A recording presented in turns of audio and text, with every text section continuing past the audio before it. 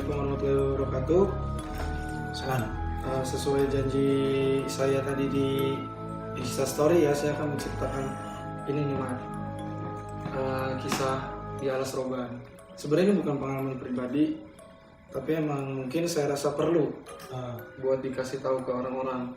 Karena maksudnya ini sebagai pembelajaran bagi kita semua, bahwasanya kita nggak bisa main-main nih. Apalagi dengan hal-hal yang kayak gitu ya. Jadi semoga kita bisa belajar lah dengan adanya konten ini, biar ya kita lebih mawas diri ya, jadi orang lebih tahu. Cuman kalau gua emang kurang paham Alas Roban siapa gitu. Oh, Alas Roban itu bukan orang Bang. Terus Nama daerah. oh daerah. Iya, Alas Roban itu daerah. Jadi kalau ke Jogja lewat jalur selatan, kita lewat Alas Roban. Itu udah pasti kalau lewat jalur selatan kita akan ngelewatin Alas Roban. Jadi mungkin kayaknya langsung diceritain aja nggak sih ya?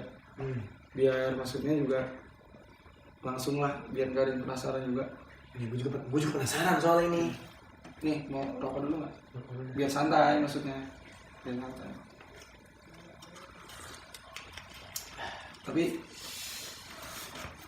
dengan ini maksudnya kalian juga bisa sharing ke teman-teman kalian, biar teman-teman kalian biar lebih mawas diri juga. Jadi nggak cuma buat konsumsi pribadi lah, kalau bisa di share juga gitu ya. Nah, jadi gini Bang. Ntar dulu, maksud gue gini. Kok lu berani gitu cerita di sini? Gue mah serem banget gitu Bang. Ya emang karena emang tempatnya, maksudnya ya emang kita lagi di sini. Ya udah, mau nggak mau ya emang harus diceritain gitu maksudnya. Suasana juga nggak bawa lah ya. Gitu. Dan kita juga di sini juga nggak bercanda nih, beneran emang pengen cerita horor. Jadi kalau misalnya nganggap bercanda, coba dulu deh nonton. Kita beneran serius di sini nih, nggak ada bercanda-bercandanya. Oke, balik lagi ya. Alas Roban itu hutan Bang, yang di tengah-tengahnya ada jalan buat menuju ke ke Jogja. Nah, model jalanannya kayak mana ya? Kayak puncak gitu. Kalau puncak kan cuma pinggir-pinggirannya kan rumah. Rumah kiri kanan. Kebun teh, ya kan. Kalau Alas Roban itu hutan jati, pohon pinus ya. Jadi hutan bener-bener. Itu jalanan ngebelah hutan Bang. Karena ya emang jalur yang cepat ibaratnya mungkin ya. Emang harus lewat situ di Alas Roban. Nah sebelumnya juga kan kalau di Alas Roban itu cerita-cerita sebelumnya udah banyak ya. Kayak misalkan yang tiba-tiba bus pas sadar itu masuk ke sawah. Oh itu Alas Roban? Itu Alas Roban Bang. Itu Alas Roban. Tapi emang gak ada masuk akal juga sih Bang. Maksud gua ya kita manusia tuh susah buat nyampe ke sono mikirnya gitu. Iya, orang dari jalan raya tiba-tiba di tengah hutan. Iya makanya. Gimana ya? Iya, gak ada yang lecet lagi mobilnya. Bener-bener. Nah itu salah satu cerita di Alas Roban kan. Jadi ini ada cerita lain juga sebenarnya di Alas Roban. Itu tuh ya ada satu kampung di Alas Roban. Nah di situ tuh ada orang yang sering, anak muda lah ya kasarnya. Jadi kayak anak muda pada umumnya suka main judi gitu, mabok, ya kan. Jadi kayak anak-anak muda nggak cuma di Alas Roban lah, maksudnya di kota gitu, semua sama. Nah, jadi judi lah Bang ceritanya.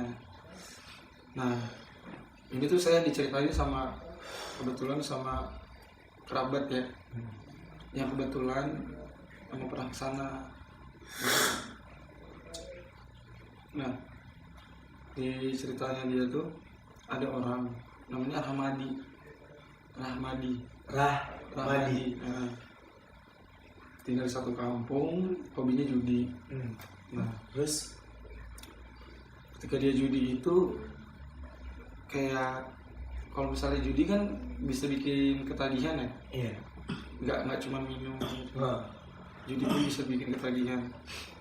Nah, ketika dia judi dia kalah. Terus akhirnya dia ke rumah lah, cincin orang tuanya, terus diambil kalung orang tuanya.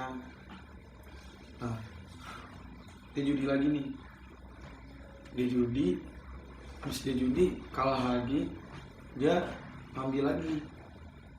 Kalau ini kayak cerita-cerita Indosiar ya, kalau gue lihat gitu maksudnya. enggak beneran bang, Kayak film Hidayah gitu. enggak beneran. Apa ada sangkut pautnya juga gitu, maksud gue kayak Pembelajaran ada nilai moral, ada nilai moral juga ya. ada nilai moral. Akhirnya judi, kalung ibunya diambil, terus semua yang di rumah sampai udah habis gitu ya bang, kalah lagi. Nah sampai akhirnya dia bingung, akhirnya dia jual lagi nih sertifikat rumah ibunya. Goblok sih, parah. Nah pas dia udah jual sertifikat rumah ibunya, masih ya emang dia kayak nggak bakat kali ya judi, kalah. Sampai akhirnya cuma ada satu harta ibunya nih yang masih tersisa. Nah harta itu tuh berupa cincin emas mungkin. Cincin emas. Nah cincin emas ini tuh diminta sama ibunya nggak ngasih lah, wajar maksud gue, masuk akal kenapa nggak ibunya nggak pengen Ya ngasih. iyalah, mungkin itu peninggalan saya Emang membekas mungkin Membekas, ya di hati ibunya, sampai dia ibunya nggak mau ngasih karena dikelilit utang. Akhirnya mau nggak mau dipaksa nih ibunya ditarik nih cincinnya. Ibunya masih narik terus kan, sampai akhirnya ditarik, main tarik-tarikan, jatuhlah ibunya jatuh dan kepentok. Kelepas cincinnya nih. Enggak, pas dia jatuh kepentok siku meja, tau nggak, kepalanya Siku. Oh mungkin tajam kali ya. tajam. Nah baru tuh di situ dia panik kan, kok ibunya nggak sadar. Setelah itu pas diginiin, dicek nadinya, ibunya meninggal ternyata dengan adanya kejadian itu. Dan bodohnya si anak ini pas ibunya meninggal, karena dia masih mikir soal orientasi materi ya, maksud gua, mau diambil nih cincinnya. Pas mau diambil nggak bisa bang, nggak bisa dilepas benar, nggak bisa dilepas di jari manis cincinnya. Iya di jari kanan ya, nggak bisa dilepas. Akhirnya dia cari cara, terus potong akhirnya tangan ibunya, dipotong. Jadi dia diambilnya dari sini, bukan ke sini. Cincinnya diambilnya dari sini. Udah utangnya lunas. Oh, dia buat lunasin utangnya. Utang dia yang gara-gara kalah judi. Akhirnya tangkap kan sama polisi, dihukumnya 15 tahun, cuma 15 tahun penjara. Singkat cerita, dia mulai tobat di penjara, udah mulai menginsyafi dirinya sendiri bahwasanya perlakuan yang dia lakukan terhadap ibunya itu bukan hal yang baik gitu, bukan hal yang wajar. Timbullah penyesalan. Iya, penyesalan. Memang kan seperti kita tahu ya, namanya penyesalan selalu datang terakhir ya.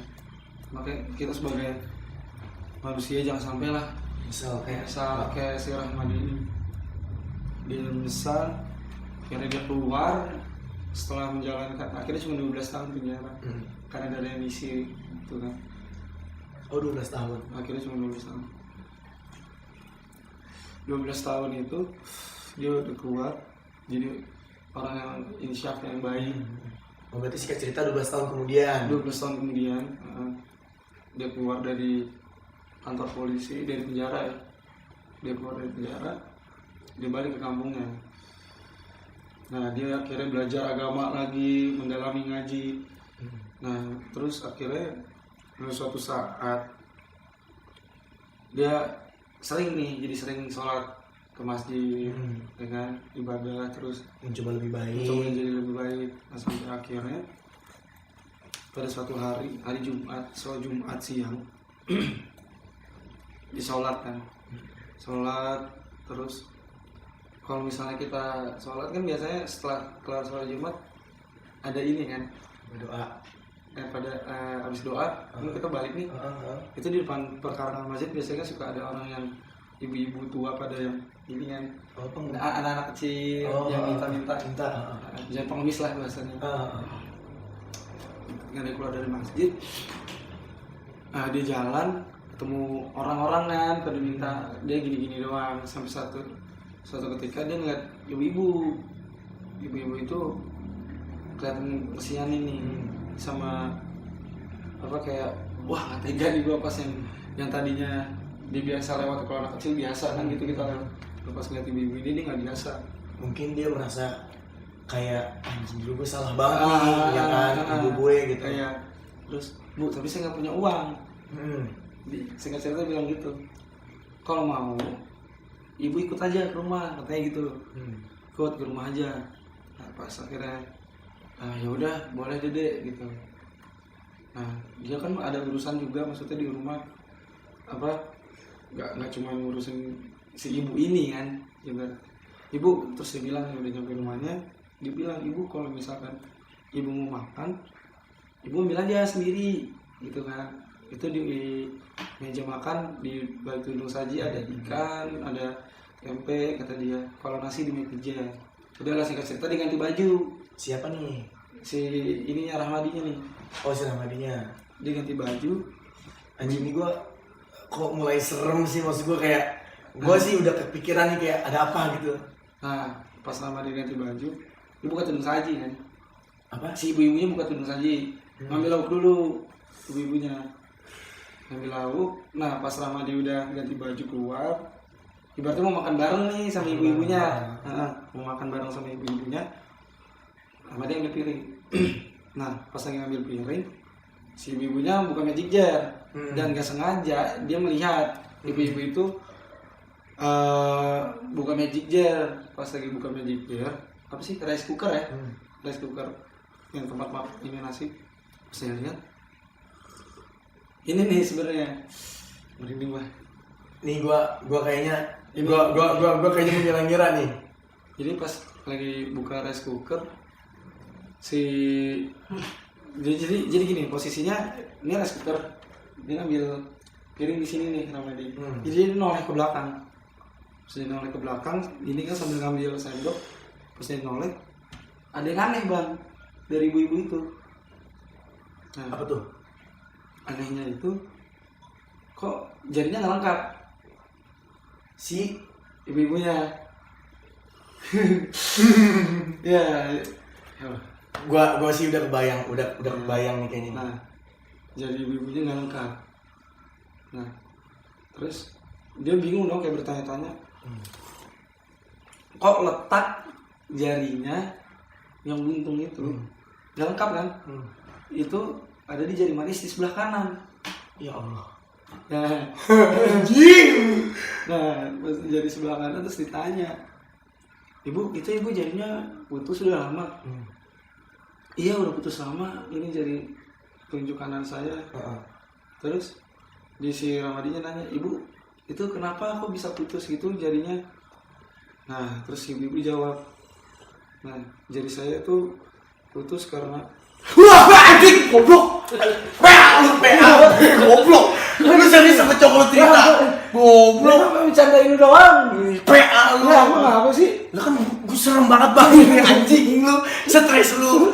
PA lu. Ngapa jadi nonton? Iya. Lah mau gue tahu. Bang, mandi. Pas lu